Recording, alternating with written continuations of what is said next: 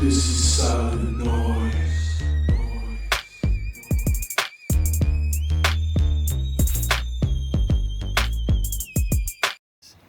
Knife Licker here.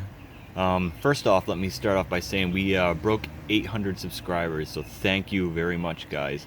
Even with me slowing way down on my video output as of lately, that's actually what I want to talk about. Secondly, I have just been going through some personal issues, shall we say.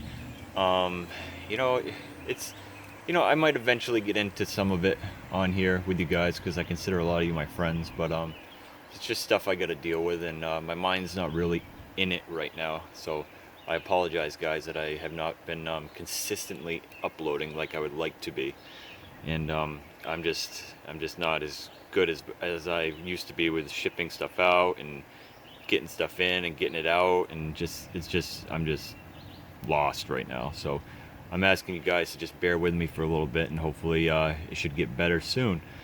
But anyways, I do want to get this one out of the way. This one was sent to me by Jake Bearded Gear. This, of course, is the Spyderco Slysz Bowie. Now this is the Knife Joy exclusive. Now, so Knife Joy brought this thing back from the grave, and anything that has to do with the Slysz Bowie always has drama surrounding it, because at one point a couple years ago, Nick Shabazz had called it like pretty much the best EDC knife in his opinion, and he's entitled to his opinion. And with that being said, like, just the popularity and everything has just skyrocketed with this model, and that was around the time that they discontinued this knife, and it has not been made for about 3 or 4 years. But Knife Joy has brought it back from the dead with a few changes, that being the blue anno here on the handles, the M390 blade steel, and of course the finish on the blade here. This is just a satin grind that they did on with the M390. Now the original one had CTS XHP, and it had the that kind of that stonewash mirror polish that Spyderco does. That's so nice, guys. It was on my Spyderco Drunken as well, and they put on their Paisan. It's usually on all the high-end knives that Spyderco has made in the Taiwan factory. That, in my opinion, is the only thing that is better than this version here. The blade steel, I mean, I venture to say M390 is better than CTS XHP. I mean, of course, M390 is a little more mainstream right now, and it's on a lot of things. So it would have been cool to have just like that, the vintage XHP. But you know what? They wanted to make it their own, and they did. And guys, I mean, what can I say about this knife that hasn't been said already? It's a good knife. If you are looking for just a good pocket knife,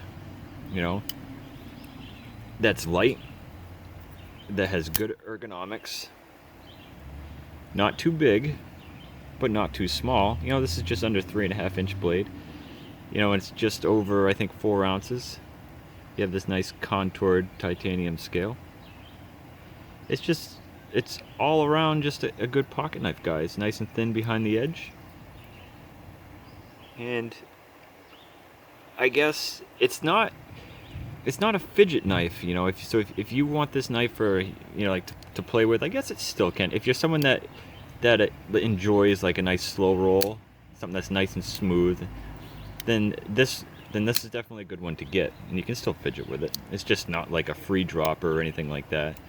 But it's also not on bearings. This is on phosphor bronze washers, and that's what everybody says is better for hard use, I guess, if you're going to use your knives in a hard use setting, because you have to worry about the dirt getting in the bearings and all that happy horse crap.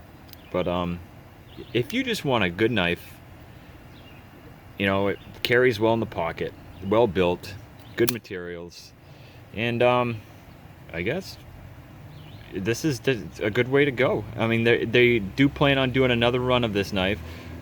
I heard, I don't know if it's true or not, but I heard they did like 1,200 of these things, and they sold out within minutes.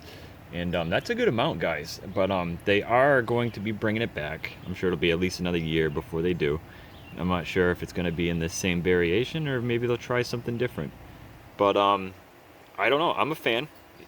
Came out at 400 bucks, and I think that might be a little high, but I don't think it's extremely high. It's not to the point where I'm gonna sit here and trash on the knife or Spyderco or Knife Joy for selling it for that price, because there's a lot of knives that everybody says they're overpriced. Guys, price is just a matter of opinion. You know, everything is overpriced. You know, people complain about cigarettes being overpriced. People complain about gas. Everything, guys. It's all a matter of how you see things. You know, if you don't like the price, then don't buy it. It's as simple as that. That's all there is to it. You know, I heard the same thing with the James brand Barnes. You know, it's way overpriced. That may be, but it is what it is. Nobody's got a gun to you making you buy it, so they're gonna sell it whether you complain about it or not. So it's the fact of the matter is, that was a good knife. This is a good knife, and I will just leave it at that. And I love you guys long time. Thank you, Jake, for lending this in for review. And again, guys, thank you for getting me over 800, and please bear with me as I trudge through my personal issues as of late. And I love you guys long time. We'll see you in the next one. Peace.